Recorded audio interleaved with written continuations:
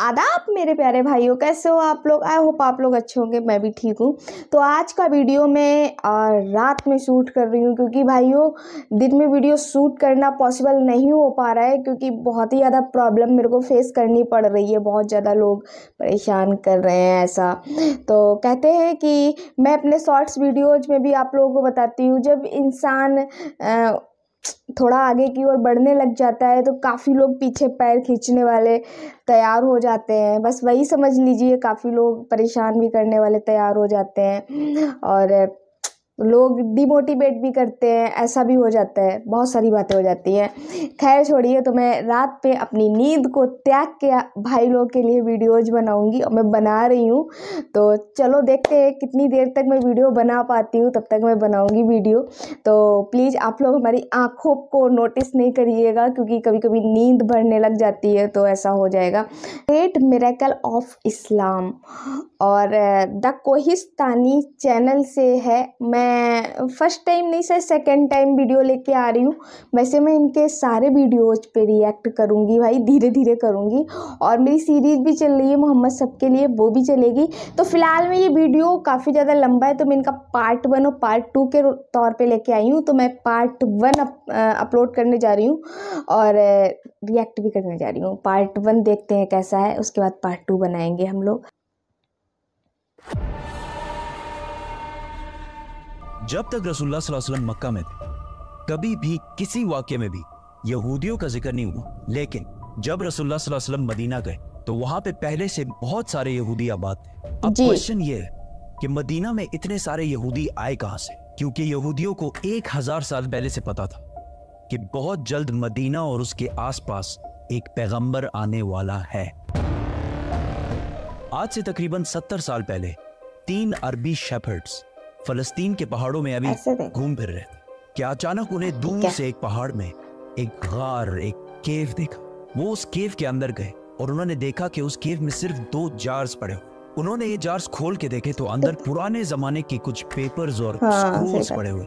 उन्होंने सोचा पता नहीं कोई चीज होगी बस, तो उन्होंने बाजार जाकर थोड़े पैसों के बदले इनको बेच दिया। वहां से ये स्क्रूल्स किसी तरह अमेरिका के एक साइंटिस्ट के हाथ लगे, जिसको डायरेक्ट पता लग गया कि ये यहूदियों की आसमानी किताब तौरात है। लेकिन ये किसी अजीब से स्टाइल से लिखी हुई थी और आज के जमाने के सारे तौरात से मुख्तलिफ थी।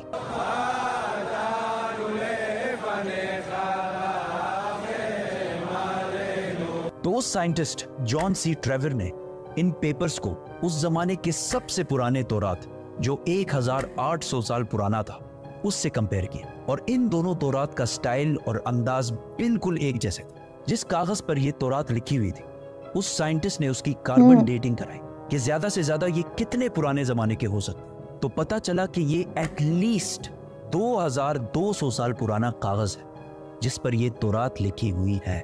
विच मीन्स कि ये तौरात जो फलस्तीन के एक गार में एक आम से अरबी शेफर्ड को मिले थे, ये दुनिया के सबसे पुराने तौरात में से एक है। इवन हजरत ईसा अलैहिस्सलाम के आने से भी पुराने का तौरात है। Copies of the Bible that are 1000 years older than any previously known copy of the Bible. ये कंप्लीट तौरात तो नहीं है, लेकिन तौरात के बहुत सारे पोर्शंस इसमें मौजूद हैं। इन स्क्रोल्स के स्टार्टिंग में यहूदियों के एक पैगंबर आइज़ाया का जिक्र है, जिनको क्रिश्चियंस और मुसलमान दोनों एक सच्चा प्रॉफिट मानते हैं। और इस पैगंबर आइज़ाया ने फ्यूचर के कुछ प्रोफेसीज लिखी है कि आने वाले वक्तों में दुनिया में क्या क्या होने वाला है। पहली प्रोफेसी ये थी कि बख्त नसर बेबीलोन का बहुत ताकतवर बादशाह, जिसने हजारों साल पहले यहूदियों की बिल्कुल हिटलर की तरह तबाही फेर दी थी। इस तौरात की पहली प्रोफेसी ये है कि अभी तो बख्त नसर हमारे ऊपर बहुत जुल्म कर रहा है, लेकिन बहुत जल्द एक शख्स इसकी हुकूमत को तबाह और बर्बाद कर दे और यहूदियों को उनके इलाके में वापस आबाद करे। ये प्रोफेसी इस तौरात से भी 300 साल पहले पूरी हो चुकी थी, साइरस द ग्रेट की शक्ल में, जो ईरान का एक बहुत ताकतवर बादशाह था, जिसको आज बहुत सारे मॉडर्न इस्लामिक स्कॉलर्स जुल्करनैन भी समझते हैं। Actually, he was Cyrus. He was the king of Persia. ये भी एक बहुत इंटरेस्टिंग बिल्कुल भाई, सब्सक्राइब तो किए। सब्सक्राइब। इस तौरात की दूसरी प्रोफेसी की वजह से यहूदी मदीना में इनके पास तो बुक है, इस दुनिया के सबसे पुराने तौरात, मेरा गुलाम जिसे मैं कायम रखता हूँ। मेरा गुलाम जिसे मैं कायम रखता हूँ। मैं अपनी रूह को इसमें डालूंगा और वो दुनिया में इंसाफ कायम करेगा, और जब तक वो जमीन पे इंसाफ कायम ना कर ले, ये लिखा है वो पीछे हिंदी नहीं टाइप में। हटेगा और ना उसे कोई कुचल हाँ। सकेगा। और मैं बुतों को अपनी तारीफ छीनने नहीं दूंगा। और जिन आबादियों में कैदार के लोग रहते हैं, केदार खुश हो जाएं। कैदार, कैदार इसको याद रखें। सेला के लोग पहाड़ के ऊपर चढ़कर चीख चीख कर खुशी के नारे लगाएं। Let them give glory to their Kedar. Lord. Now, let's break this down. सबसे पहले कहा गया है कि कैदार के लोग बताएं खुशियां भाई। मनाएं। तो अब ये कैदार कौन है और कहाँ है? कैदार इब्राहिम अलैहिस्सलाम के बेटे इस्माइल अलैहिस्सलाम के दूसरे बेटे का नाम। और इस कैदार के बच्चों ने अरब में एक बहुत बड़ी सल्तनत कायम की। और रसूलुल्लाह सल्लल्लाहु अलैहि वसल्लम भी इस्माइल अलैहिस्सलाम के इस बेटे कैदार की नस्ल में से। दूसरा जिक्र है बुतों का। उस जमाने में सबसे ज्यादा बुतों की इबादत अरब में की जाती थी। अब शेला क्या है? इससे ये तो क्लियर है कि पैगंबर अरब में आएगा। प्रॉफिट आइज़िया ने तौरात में दूसरी प्रोफेसी ये की थी कि सेला के लोग पहाड़ पर चढ़कर जोर जोर से खुशी के नारे लगाएं। ये सेला लफ्ज SELA आज भी तौरात में इसी तरह लिखा जाता है। अब ये सेला अरब में किधर है? This is very interesting. मेरी बात ना माने, गूगल मैप्स तो सबके पास होता है। गूगल मैप्स पर लिखें सेला देखेंगे हम और सर्च दबाएं। आप सीधा इस पहाड़ की लोकेशन पर पहुंचेंगे। ये पहाड़ आज भी मदीना में है, और सिर्फ मदीना में ही नहीं बल्कि मस्जिद नबवी का सबसे नजदीक पहाड़ यही सेला पहाड़ है। मस्जिद नबवी से ये पहाड़ सिर्फ 500 मीटर दूर तो थोड़ा ही रहो। किलोमीटर भी नहीं, मीटर। तो तौरात में सेला के लोगों को कहा गया है कि पहाड़ पर चढ़ो और खुशी के नारे लगाओ, क्योंकि सब कुछ तौरात में यहूदियों को पहले ही बता दिया गया। यहूदियों को इस बात का पूरा अंदाजा था कि बहुत जल्द मदीना में एक पैगंबर आने वाला है। तो आहिस्ता आहिस्ता बहुत सारे यहूदी फलस्तीन से मदीना और इसके आसपास शिफ्ट होना शुरू हुए कि काश हम उस पैगंबर से मिल सकें। और एक दफा तो यहूदी और रोमन एम्पायर की लड़ाई के बाद बहुत सारे यहूदी मदीना और इसके गिर्द जमा होना शुरू हुए, और खैबर को, जो मदीना के सबसे करीब सिटी समझी जाती थी, उसको अपना हेडक्वार्टर बनाया। मदीना के अरब यहूदियों के नॉलेज और उनके बिजनेस करने के तरीके से बहुत ज्यादा इम्प्रेस, जिस तरह आज भी पूरी दुनिया यहूदियों के इंटेलिजेंस और बिजनेस के तरीके से बहुत इम्प्रेस। आहिस्ता आहिस्ता मदीना में यहूदी बढ़ने लगे और मदीना के अरबियों और यहूदियों के दरमियान लड़ाइयाँ होना शुरू हुई। और हमेशा यहूदी मदीना के अरबियों को कहते थे कि आज तो तुम लोगों ने जो करना है कर लो, लेकिन जब हमारा पैगंबर आएगा तब हम तुम लोगों को नहीं छोड़ेंगे। मदीना के अरबी हमेशा इस बात से डरते थे कि कहीं वाकई इनका प्रॉफिट आके हमें खत्म ही ना कर दे। मदीना वालों को जनरेशंस एंड जनरेशंस तक ये बात बताई जा रही थी, जिसकी वजह से मदीना वालों को यकीन हो गया था कि बहुत जल्द एक पैगंबर आने वाला है। इस सब के दरमियान अचानक एक दिन मक्का से एक आदमी मदीना आया जिसका नाम था मसअब बिन उमैर, और उन्होंने मदीना के लोगों को इस्लाम की दावत दी और बताया कि मक्का में एक अरबी पैगंबर आया है जिसकी बात सीरीज चला रही हूँ ना, सीरीज जरूर देखिएगा। ये सुनकर मदीना वाले हैरान हो गए। तभी मैं ये वीडियो लेके आई हूँ। पैगंबर हो सकता है ये वही पैगंबर है जिससे यहूदी हमें बार बार डराते रहते। तो मदीना वालों ने डायरेक्ट दुनिया में सबसे पहले इस्लाम कबूल कर लिया। यहूदियों को जब इस बात का पता चला कि हमारा पैगंबर तो अरबियों में आ गया, तो उन्होंने साफ डिनाई कर दी कि ये वो पैगंबर है ही नहीं। लेकिन फिर भी कुछ यहूदियों ने इस्लाम कबूल भी किया और इस्लाम के लिए जान भी दी। और तौरात में मोहम्मद सल्लल्लाहु अलैहि वसल्लम के बारे में जो पहले से कहा गया था, ये भी यहूदी जो मुसलमान हो गए थे, ये भी उन्हीं यहूदियों ने डिस्कवर किया। इसीलिए हजरत सलमान फारसी को भी एक क्रिश्चियन प्रीस्ट ने मदीना ही भेजा था कि वहां एक पैगंबर आने वाला है। यहूदियों ने इस सब को डिनाई कर कि ये वो पैगंबर है ही नहीं, और सिर्फ इनको पैगंबर मानने से इनकार नहीं किया, बल्कि रसूलुल्लाह सल्लल्लाहु अलैहि वसल्लम के खिलाफ हर तरह की साजिश भी की। लेकिन यहूदियों की ताकत खैबर की जंग के बाद हमेशा के लिए खत्म कर दी, और वो सारा माल जो यहूदियों ने हंड्रेड्स ऑफ इयर्स में जमा किया था, सारा मुसलमानों को मिल गया। और मक्का वालों को भी पता चल गया कि खैबर के बाद अगली बारी मक्का वालों की। अच्छा, सबसे पहले काबा को मक्का में इब्राहिम अलैहिस्सलाम ने बनाया था, वी ऑल नो दैट। लेकिन यहूदी और ईसाई जो इब्राहिम अलैहिस्सलाम को एक सच्चा पैगंबर मानते हैं, वो सारी इंपॉर्टेंस यरूशलेम को देते हैं और मक्का को बस एक आम सी सिटी कहते हैं, और कहते हैं कि मक्का का इब्राहिम अलैहिस्सलाम और उनके खुदा से कोई ताल्लुक नहीं है। लेकिन इन्हीं की किताब तौरात में क्लियरली लिखा हुआ है कि मक्का में ही खुदा का घर है। आज से 80 साल पहले वर्ल्ड वॉर 2 में हिटलर ने जब नेदरलैंड्स को फतह किया, तो आज जितने भी यहूदी थे उन सारों को एक लाइन में खड़ा किया और आहिस्ता आहिस्ता इन सारों को एक कमरे में ले जाया गया, जिधर गैस से इन सारों को आसानी से कत्ल कर दिया जाता। उधर खड़े सारे यहूदी अपनी मौत का इंतजार कर रहे थे और इन सब की जबान पर तौरात का एक ही कलमा था, साम 84। ये साम 84 यहूदियों की मेन किताब तनाख और हिब्रू बाइबल के बुक ऑफ साम्स में लिखी हुई है। तनाख यहूदियों के लिए सबसे इंपॉर्टेंट किताब है और इस तनाख के 3 मेन हिस्से हैं।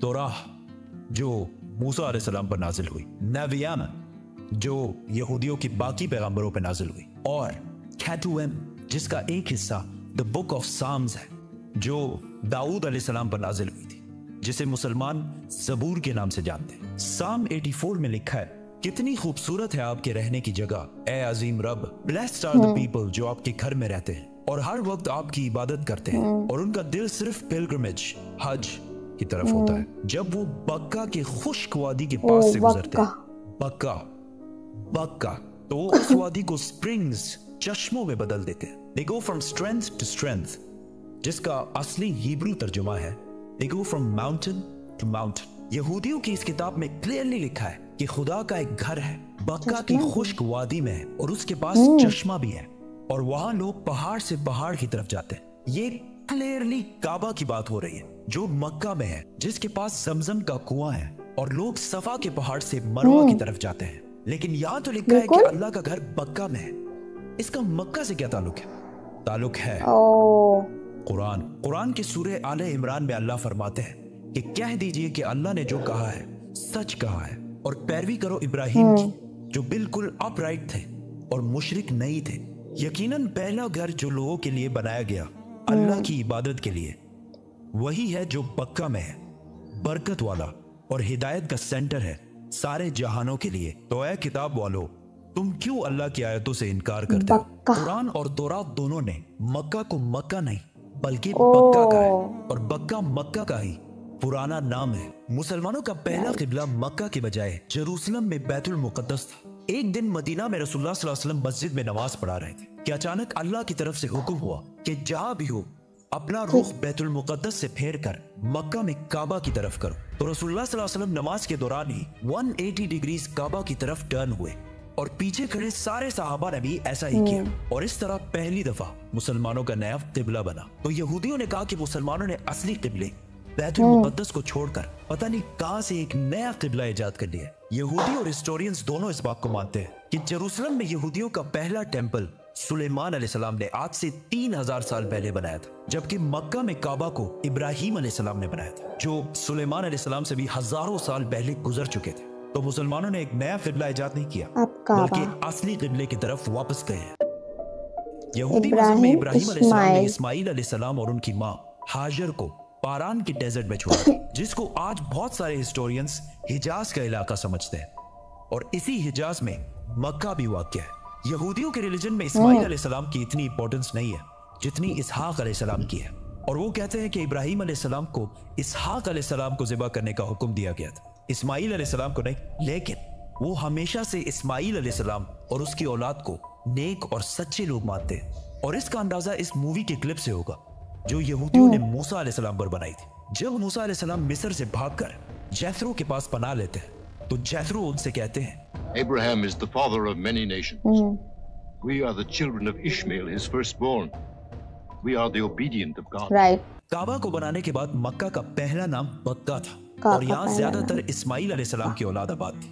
जैसे जैसे वक्त गुजरता गया आहिस्ता आहिस्ता बहुत सारे और ट्राइब्स भी मक्का में रहने लगे और यहाँ का नाम बक्का से मक्का में बदल गया और ऐसा हिस्ट्री में बार-बार हुआ है, जैसे बॉम्बे और मुंबई। आहिस्ता आहिस्ता लोग असली रिलीजन को छोड़कर बुतों की इबादत करने लगे और काबा को भी अजीब अजीब बुतों से भर दिया। रसूलुल्लाह सल्लल्लाहु अलैहि वसल्लम की उम्र जब 35 साल थी तो एक दिन बारिशों की वजह से काबा की छत अचानक गिर गई तो मक्का के लोगों ने काबा को दोबारा बनाने का इरादा किया, लेकिन सिर्फ हलाल पैसों से। जैसे ही वो काबा की टूटी दीवार बनाने लगे तो एक दीवार पर कुछ अजीब सा लिखा हुआ था।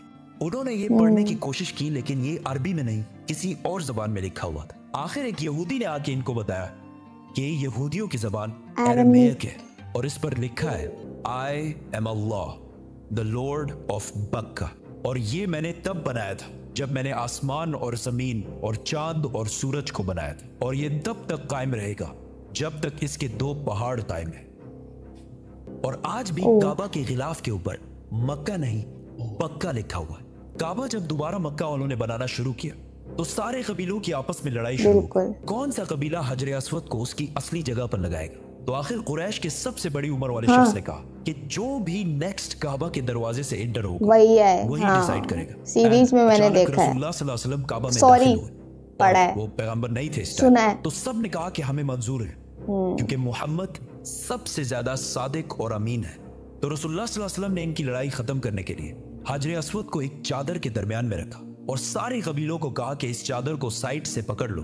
और जैसे ही वो उस जगह पहुंचे तो रसूलुल्लाह सल्लल्लाहु अलैहि वसल्लम ने हजर अस्वद अपने हाथों से काबा के अंदर फिट किया। लेकिन काबा इस टाइम भी 360 बुतों से भरा हुआ था और काबा की चाबी उस्मान बिन तलहा के पास थी। पैगंबर बनने के बाद एक दिन रसूलुल्लाह सल्लल्लाहु अलैहि वसल्लम उस्मान बिन तो भाई पार्ट 1 इतना ही, और पार्ट 2 मैं फटाफट अपलोड करूंगी भाई आप लोग पास पे। लेकिन मुझे ये तो देखने को मिल जाए कि हमारे भाई लोगों को पार्ट 1 कैसा लगा, इसलिए मैंने इसको डिवाइड कर दिया है पार्ट 1, पार्ट 2, पार्ट 3 में। तो जल्दी से अपना प्यार दीजिएगा इस वीडियो में, और इस वीडियो के माध्यम से मैं आप लोगों से बहुत सारे क्वेश्चंस भी पुटअप करूंगी, जिससे मुझे पता चलता रहेगा कि देखें हमारे भाई देखते भी हैं या नहीं, समझते भी हैं या नहीं। मैं ही समझती हूँ खाली कि हमारे भाई लोग समझते हैं कि नहीं। तो इसलिए हमारे शॉर्ट वीडियो में आप लोगों के पास क्वेश्चन आएंगे तो कमेंट में उसके आंसर देना कतई नहीं भूलिएगा। मैं फटाफट अपलोड करूंगी, हो सकता है तो मैं कल ही अपलोड कर दूं, तो बताइएगा। और मैं ये इस वीडियो को क्यों लेके आई हूँ वो मैंने आप लोगों को बीच में भी बता दिया था, बाद में ही बताऊंगी पूरा, क्योंकि कहते नहीं है आप किसी चीज़ को बार बार देखें, जितनी भी बार देखें उतना ही कम होता है। तो प्लीज़ कईयों बार देखें, मेरा बस इतना मानना है।